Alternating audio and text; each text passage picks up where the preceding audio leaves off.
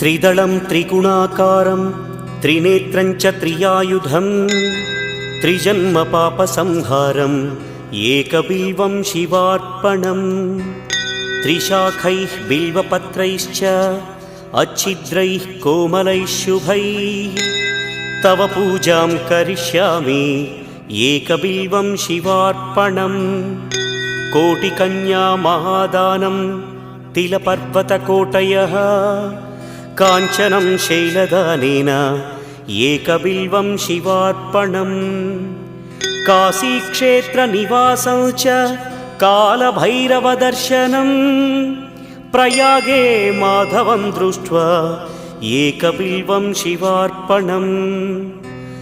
इन्दुवारे व्रतं स्थित्वा निराहारो महेश्वर